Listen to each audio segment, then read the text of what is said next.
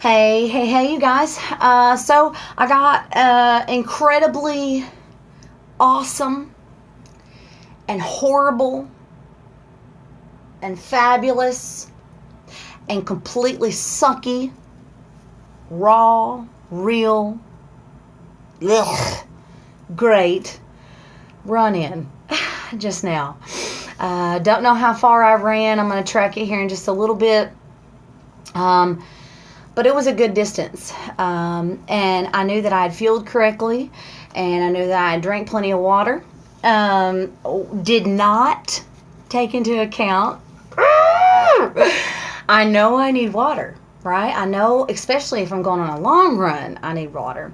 Right now, my Camelback is not functioning properly. My son put pre-workout in it, and I've got to get it cleaned out, right? I know I need water. Sometimes we know the truth and ignore it, right? And that's what I did today. I knew I was going on a long run. I knew I was going to do a run-walk cycle, just kind of injury-free, listening to my body, keeping my body temperature down, keeping my heart rate at a manageable pace, and setting a good running pace, but being smart about the aches and the that I feel in my body. Back up just a tiny bit. Coming back from July, I got out of an air cast that I had been in for over 4 months from a broke foot. And isn't it funny how we can totally have figured something out? I was up to 12 point something miles before I broke my foot. Didn't break my foot fully running, but I did have some little fractures in there that I wasn't listening to. I am listening now, by the way. But coming back into it, I knew I had tons of atrophy in my hips, my hip flexors, in my quad, in my calf, in my Achilles tendon, in my ankle, in my calf, in pretty much everything. You know, walking like this for 4 months can really cause some big problems, right? And then jumping back in, you got to take time, right? So the first thing is, it hit me that how often in life do we achieve something, and then due to our own choices, the choices of others, just sheer crap happening, we have a setback. And because we already celebrated that one big achievement and now we got a setback, we're almost kind of embarrassed to celebrate the steps it takes to get back there. I want to dispel that right now. I don't care what you've achieved in your life. If you go through a setback, no matter what the details are, no matter what the subject is, don't you dare deprive yourself of, good job, dadgummit, that was hard. That 1 mile was hard. That 2 miles hard. That 3 miles hard. That 4 miles hard. Golly, that 5 miles was hard. Even though you might have done 12 before. Or maybe you had a really successful marriage. And man, everybody loved you and your spouse. And a setback happened. And you're single again.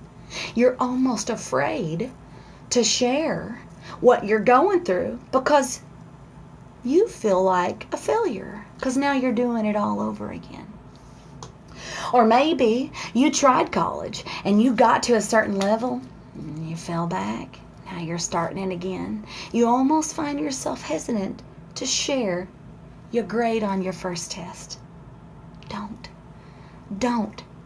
Everyone falls. Everybody! Hey, newsflash, you fall too. Everyone falls. It is up to you to get back up. But don't just get back up. You celebrate every stinking step along that path of getting going again. So today, I found myself like, this hip flexor, and I'd done plenty of stretches. I'd fueled and done all that stuff, and this is before my body really needed the water yet, right?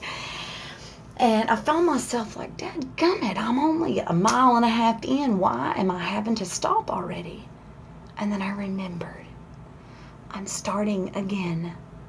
Celebrate the mile and a half you got in. So that's my first point. My second point is meet people's needs. I know I was well over 3.5, close to 4 miles. I knew I had a good mile and a half back home. And I knew that I was at my limit. Like, there was no more running, even just a run walk. I needed to walk. I needed to stretch. I needed to breathe. I needed to cool down. I found shade 2 or 3 times. And finally, I came up on this back pass going up to my house, and I found a shade spot right on the road. And I sat down, and I put my head down, and I breathed. And you know what I was thinking the whole entire time? Oh, God, water would be so good right now. My eyes are closed, right? Water would be so good right now. Oh, goodness. Water. I wasn't beating myself up. I was just thinking water would be so good right now. And I felt a swoosh behind me, and I was like, holy crap. And I looked up, and a gentleman was riding his bike. And I was like, oh, goodness, right? Because I wasn't paying attention to nobody. I was trying not to, fall into a running coma. And then as I looked up, a cute little girl come running right behind him. And they both stopped, and they said, are you okay? And I'm like, ooh, yeah, I just was stupid and ran at noon like a big dummy. And I was like, wait, you guys are big dummies too out here, just playing around. We all know not to run at noon. Durr. And the husband said, we've just been squirting this, like, shh, you can have this. And I was like, no, water would be so good right now. And I said, yes, I will take a drink. I knew I needed it. And I said, who are you guys? Like, who in the heck offers a drink of water to an exhausted, crazy looking runner sitting on the side of the road? And the young lady said, my name is Carmen, this is my husband Mike. And they basically forced the water bottle on me, which was over half full. And we said our goodbyes, and I went my way and they went their way. And it just hit me. It just hit me that we're here. We're here to take care of each other. I don't know Carmen and Mike. They don't know me.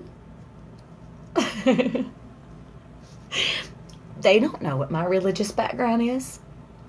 They don't know how I was raised. They don't know if I'm a good mom or a bad mom. They don't know if I'm a druggie or not. They don't know if I'm a, psychopath. I kind of am, but they don't know any of that. Didn't matter. I needed water. Water would be so good. So, I say all that to say, number one, if you know Carmen and Mike, will you tag them in this video?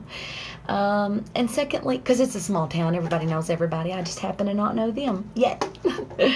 And then secondly, in this life, don't be afraid to just call out for what you want. I wasn't yelling at the top of my lungs, I want water. I was just sending that out. And you can call it convenience, you can call it irony, you can call it a coincidence. I don't have any doubt. When they bought this bottle of water, they didn't know it, but they were buying it from me. That's restoring that faith that people are good. People are good on the inside. In your life, just meet the need. You don't have to know all the details. You don't have to know what the person's going to use it for, or why they need it, or the fact that they didn't plan appropriately and now they have this need. For me, it was water. For somebody else, it might be their rent. For somebody else, it might be their electric bill. For somebody else, it might be groceries. You never know. If your gut says give them water, do it, y'all. Just do it. I'm so blessed. I'm so thankful. That was a crazy, horrible, wonderful run. I'm not staying down. I'm going for 12 and beyond. I'm not stopping. And Carmen and Mike, I'm grateful for you. And I'm grateful for water. And I'm grateful for horrible runs that remind us that it's okay to get back up. And I'm grateful that people are naturally good. They are. They're naturally good. I hope you, who are naturally good too, I hope you have a wonderful rest of your day. Word.